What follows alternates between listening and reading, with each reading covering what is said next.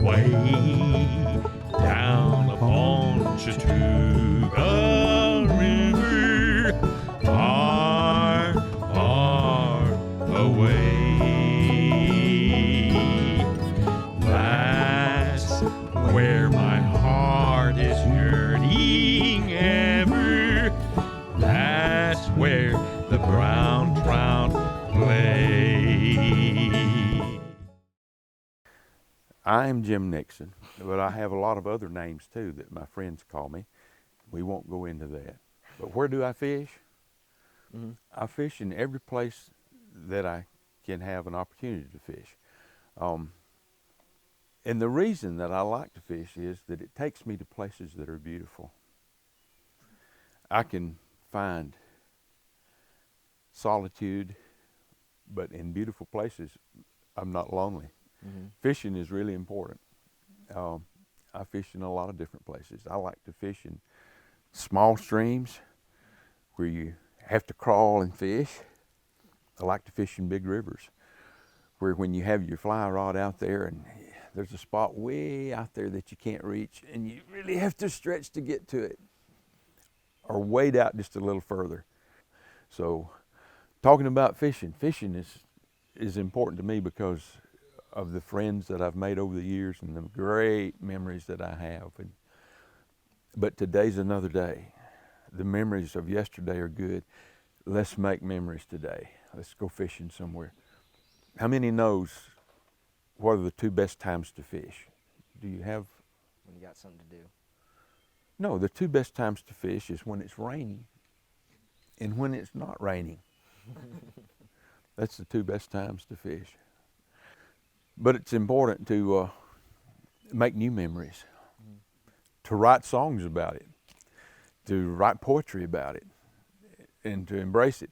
A lot of things said about fishing is, well, it's boring. Well, it can be boring.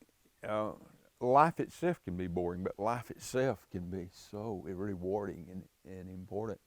It's all how you approach it and how you embrace it. My grandson Sam, thankfully we've done a little fishing together. Hope to do a lot more together. And doing it with friends is really important. And you see a lot of pictures right here. Here's a picture of a game hog. Nobody wants to be a game hog, but that fictitious creature, that label is put on about every one of us. If you catch more fish than I do, Sam, then you're a game hog. That's what you are.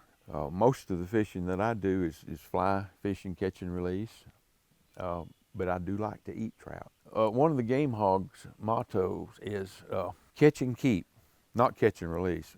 But a game hog's motto is not catch and release, but catch and keep. Leave only your footprints. Take the fish and everything else with you. Now that's the game hog standpoint. Sam, thinking those thoughts, I think, would you grab me my guitar and we'll do a game hog song? Would you like to hear a game hog song? Yes, sir.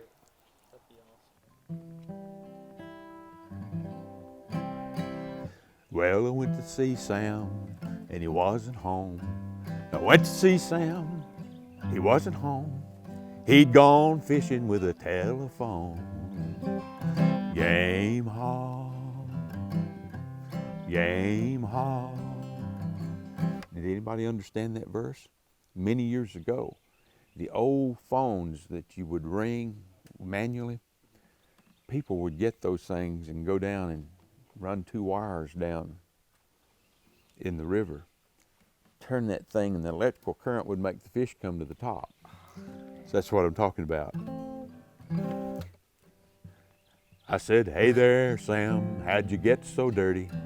Hey there, Sam, how'd you get so dirty? Boys have been fishing with my 30-30 game hog. Now you can't shoot fish. That's illegal.